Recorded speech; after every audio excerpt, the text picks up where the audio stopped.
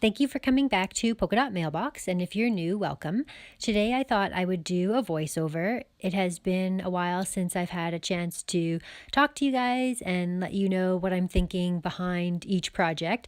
I thought this was a good one to do a voiceover for specifically because it's a bit of a disaster, although I could have just probably put some music in the background and created, and you would never even notice, but I'm going to point out all of my mistakes so that you can learn from them. This is the first time I've ever done a project like this. I originally had bought the little plastic circles from Michael's, and they're meant to go as a whole circle, and I'm only going to use the half of them. I guess you could make like a 3D Christmas ornament with them. But I wanted to do a little project to use up some of the Forever My bundle that I have left in this kit. I have used a lot, and I can't believe that it has been until the very end that I finally am going to use this cute little 2 donuts holding hands, because they're like one of the most adorable stickers. And maybe that's the way where you don't want to use your favorite thing at the very start because you think like you might just have the perfect project for them. So I'm going to use them in this little hanging ornament that I'm going to make. And so the first thing I thought, okay, I need a pencil. You would not believe how long it took me to find a pencil. I actually started recording and then realized I didn't have one and had to look around my craft room forever. My husband would always joke with me, I don't have the most simplest tools in this elaborate craft setup that I have with an enormous space and everything under the sun that you could possibly think of. And then I don't have something as simple as a pencil or a ruler. And so I went and found a pencil, sharpened it. I actually had to go to my kids' like crayon bucket to get a pencil to be able to trace the circle. So anyway, I have circle tools. I have a really good one from, I think it's Creative Memories, and you can do all sorts of sizes of circles. But for me to go and pull that stuff out and create the perfect circle shape, it's like simpler to just trace it if you can find a pencil and cut it out by hand. And especially for this, when I knew that I would be hiding so much of the edge anyway, it wasn't going to matter if it was like a perfect cut. So here's another mistake that I had made was I wanted to pop up the little donuts holding hands. But what I hadn't taken into consideration was the fact that when you pop up the donuts, the image gets pushed into the round edges of the circle, and it makes it a smaller space to work with.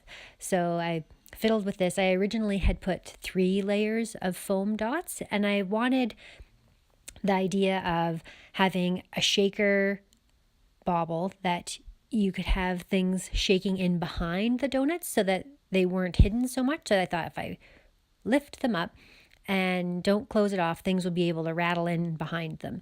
And that, I don't think actually really worked the way that I thought it might. But that was partially because I didn't put a lot of little sequins and things in, which was on purpose, because I find that when you're doing shaker pockets and stuff, less is more.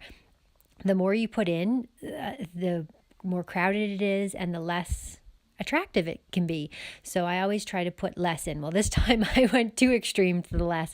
I should have put some little rolling beads that would have added more sound.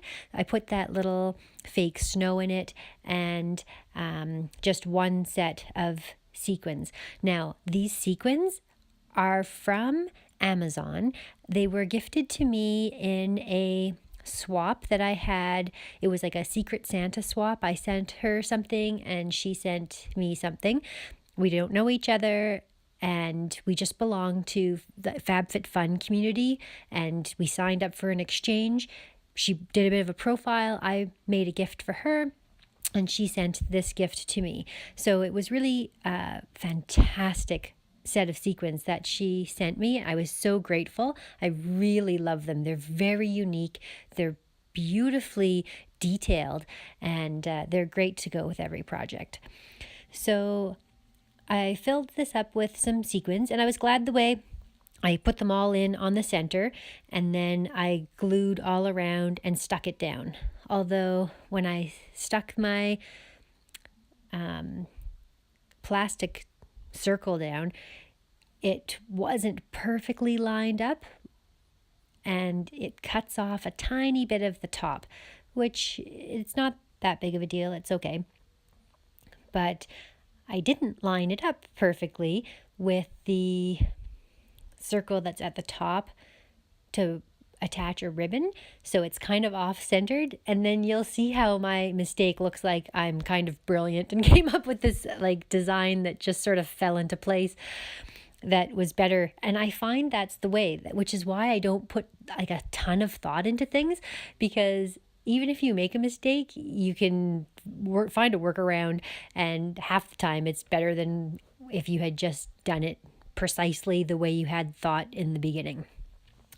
So I auditioned a couple of different ribbons to go around the ornament, but I realized I was off camera when I was putting them on, so I just cut that part out, and I settled in on this ribbon that I had just a little strand of in my random ribbon bin. And then I'm going to go and seal off the edges. So that back, it was like the perfect size circle. It was a part of Prima Flowers a long time ago, and I'm talking maybe 10 years ago, more even. I had these circle flowers, and they're really neat layers, and they're a really neat material. They're very unique. I don't know where you would find anything like them now, but I've had them hanging on my embellishment wheel for the longest time, and it just happened to be pulled into a different project a while ago, so they were sitting on my desk, and I pulled them in and I'm like, hey, this fits perfectly. So I tie up a ribbon, and here's a ribbon that I really love. I think it might have been from Stamping Up. That's originally where I saw this ribbon, where it's just like a simple pink gross grain ribbon with a stitch down the middle, and I find them to be like one of the cutest ribbons. So I go ahead and I attach that, and I really have no idea what I'm doing, and then I just happen to sort of like tuck it in behind, thinking of how I'm going to take a picture of it, and then I'm like, hey, this actually makes it centered on the ornament, and it kind of looks nice. So then I think, well, how can I make this attach so that it is sturdy enough to hold up the project?